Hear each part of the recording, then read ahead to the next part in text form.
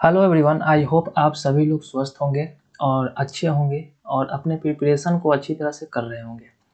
तो चलिए स्टार्ट करते हैं। आज के फर्स्ट क्वेश्चन है 91 the postfix expression equivalent of the prefix expression this.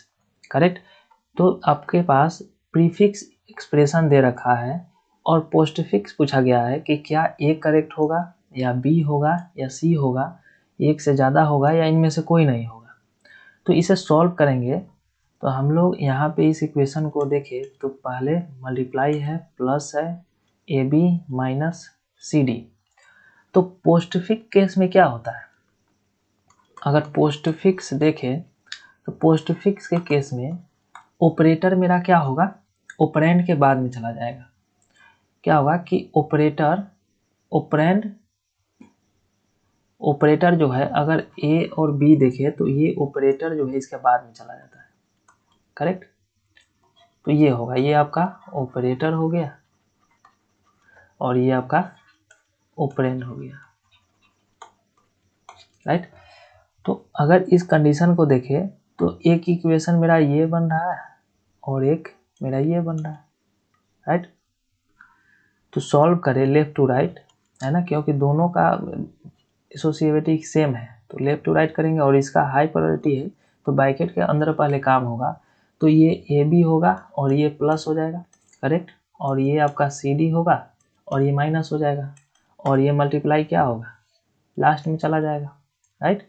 तो ये इक्वेशन बना ए प्लस सी डी माइनस और मल्टीप्लाई, ये आएगा, है ना। तो ये आपका पोस्टफिक्स है, प्रीफिक्स से पोस्टफिक्स। तो कौन सा ऑप्शन हुआ, ये आपका, ये नहीं होगा, है ना।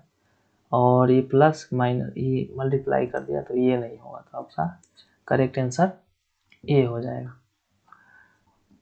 Question number 92 which data structure is used to convert infix notation to postfix notation.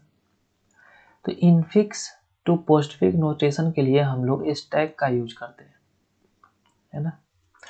चलिए 93 the data structure in which data are added at the rear end deleted from the front. तो हम लोग रियर से add करते हैं, है ना, हम लोग रियर से ऐड करते हैं और फ्रंट से क्या होता है, डिलीट होता है। तो किस केस में होता है, ये क्यू के केस में होता है।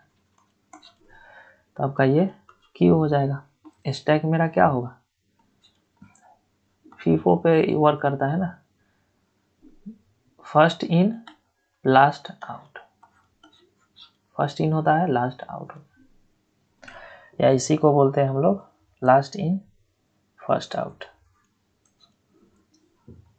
और इसे फर्स्ट इन फर्स्ट आउट। चलिए 94 the Q data structure use FIFO LIFO लीलो। तो क्यू डेटा स्ट्रक्चर है, first in first out correct होगा, है ना, जो पहले आएगा वो पहले डिलीट होगा। लास्ट इन फर्स्ट आउट ये नहीं होगा, ये स्टैक के केस में होता है। Last in last out obvious है ना, तो क्यू के केस में हो जाएगा ये। तो ए भी करेक्ट हो गया, सी भी हो गया, इसके कारण डी आपका करेक्ट हो जाएगा। 95 the stack data structure use क्या करता है, फर्स्ट इन फर्स्ट आउट नहीं करता है, लास्ट इन फर्स्ट आउट। तो ये वर्क करेगा, तो आपका बी हो जाएगा correct. 96 a constructor is called whenever, जब कंस्ट्रक्टर क्रिएट, जब ऑब्जेक्ट क्रिएट होगा तो ये आपका कंस्ट्रक्टर कॉल होता है। चलिए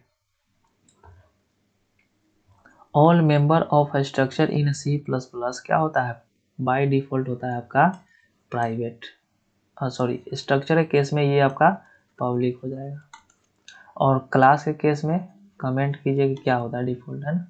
तो करेक्ट आंसर आपका ए हो जाएगा। चलिए 98 in a C plus plus all member of a class dash by default, तो ये आपका प्राइवेट होता है बाय डिफॉल्ट क्लास।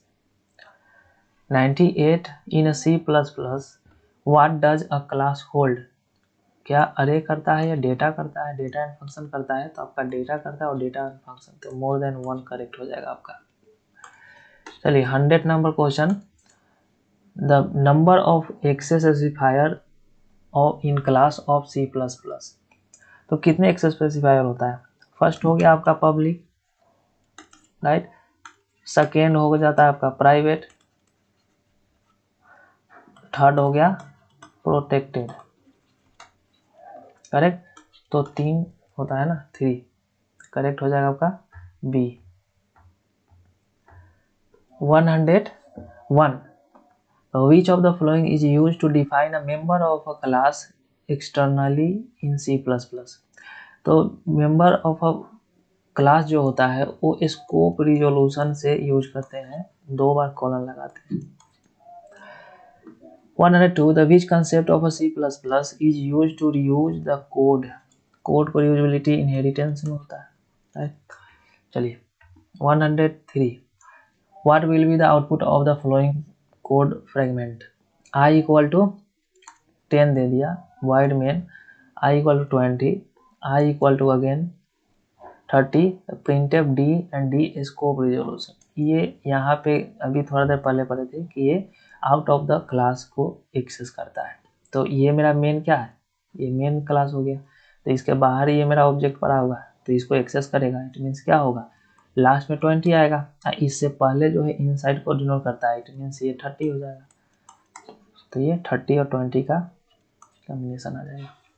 नहीं सॉरी, ये क्या है, ये 10 है, तो ये 10 होगा। तो ये आपका बी नहीं, करेक्ट आपका आंसर हो जाएगा ए, 30 और 10, क्योंकि यहाँ से इस आई से ये मेरा 30 प्रिंट हो जाएगा और स्कोप रिजोल्यूशन लगा है, तो ये आउट ऑफ द क्लास को एक्सेस करता है, तो ये आपका 10 हो जाएगा।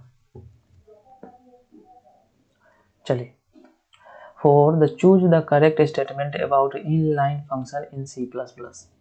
inline function क्या करता है, वो स्पीड अप एग्जीक्यूशन करता है या स्लो डाउन एग्जीक्यूशन या डिक्रीज कोड ऑफ साइज। तो इनलाइन फंक्शन जो है स्पीड अप करता है ना, तो ये आपका करेक्ट हो जाएगा। What will be the output of the flowing? तो ये आउटपुट दे रखा है a = 5 और सी आउट में फर्स्ट, एंड ये आपका लेफ्ट शिफ्ट है, left shift operator. Left shift क्या करेगा, ये लेफ्ट शिफ्ट सपोज दैट कि यहाँ पे लेफ्ट शिफ्ट 1 होता, तो ए का जो वैल्यू है यहाँ पे ए का वैल्यू 1 टाइम्स लेफ्ट की तरफ शिफ्ट हो जाता। यानी हम लोग बोल सकते हैं कि लास्ट क्या होगा, जो आपका ये अगर बीट देखे, यानी आपका मैक्स बीट जो होता है ना, और आपका लोअर बीट, सपोज दैट कि मेरे पास अगर कोई बाइनरी डिजिट है 100, तो अगर 1 बिट अगर लेफ्ट शिफ्ट होगा तो ये 1 प्लेस आगे चला जाएगा, तो ये 1 हो जाएगा, ये यहाँ पे आ जाएगा 0, ये यहाँ पे आ जाएगा और ऐड हो जाएगा यहाँ पे 0, है ना। तो ये आपका मोस्ट सिग्निफिकेंट होता है, ये लीस्ट सिग्निफिकेंट होता है। लीस्ट में आपका 0 ऐड हो जाता है, 0 ऐड हो जाता है। तो अगर ये 5 है मेरा, तो इसके रिगार्डिंग देखिए तो 101 होगा, तो 3 बिट है 1 2 3, तो ये 2 बिट है, 2 टाइम्स लेफ्ट शिफ्ट बोल रहा है, तो 2 बिट ये आगे की तरफ शिफ्ट हो जाएगा।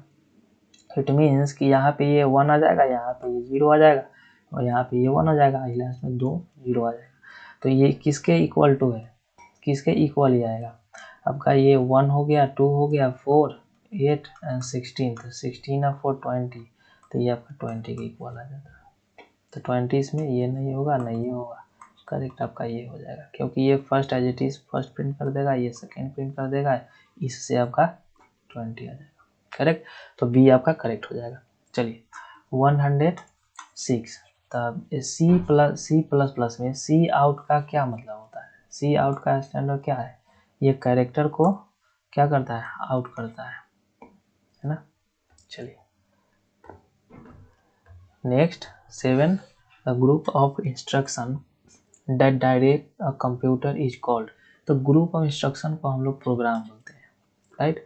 चलिए 100, the computer program consist of a system flow chart, program flow chart, program written in a computer.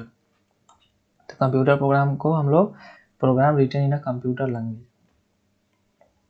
Topology with the highest reliability, reliability किसमें होता है, मेश टोपोलॉजी में होता है, क्योंकि ये डेंस होता है, ईच डिवाइस, ये हर एक डिवाइस से कनेक्टेड होगा। इसका स्ट्रक्चर देखिए, सपोज करो मेरा यहाँ पे 4 डिवाइस है ना, तो ये इससे कनेक्ट होगा, है ना, ये इससे भी कनेक्ट होगा और ये इससे भी कनेक्ट होगा, ये फिर अगेन ये इससे भी कनेक्ट होगा, इससे भी कनेक्ट होगा और इससे तो है, फिर ये इससे कनेक्ट होगा, इससे होगा, इससे होगा। तो इस तरह का स्ट्रक्चर होता है मेश में, यानी प्रत्येक नोड जो है एक दूसरे नोड से कनेक्ट होगा ही होगा। तो रिलायबिलिटी यहाँ पे इंक्रीज हो जाता है। सपोज दैट कि अगर ये रूट मेरा डैमेज हो गया तो ये यहाँ से होकर के ऐसे आकर के ये यहाँ पे चला जाएगा, करेक्ट, या ये ऐसे आकर के ये ऐसे चला जाएगा। इस नोड पे कम्युनिकेशन स्टेब्लिश करना है तो इसीलिए ये मोस्ट रिलायबल होता है। चलिए 10 in connectivity is divided provided from host to host in, किस में होता है ये, नेटवर्क में होता है, ट्रांसपोर्ट में होता है, सेशन में होता है, एक से ज़्यादा है, इनमें से कोई नहीं। तो याद रखिएगा ये ट्रांसपोर्ट लेयर में होता है, इन टू इन कनेक्टिविटी। ठीक, तो चलिए ये 110 कंप्लीट हो गया। तो मिलते हैं नेक्स्ट सेशन में, तब तक के लिए अपने प्रिपरेशन को कंटिन्यू रखिए और इस तरह के MCQ के लिए आप मुझे फॉलो कर सकते हैं, इस चैनल को सब्सक्राइब कर सकते हैं, करेक्ट। तो मिलते हैं नेक्स्ट सेशन में, तब तक के लिए टेक केयर।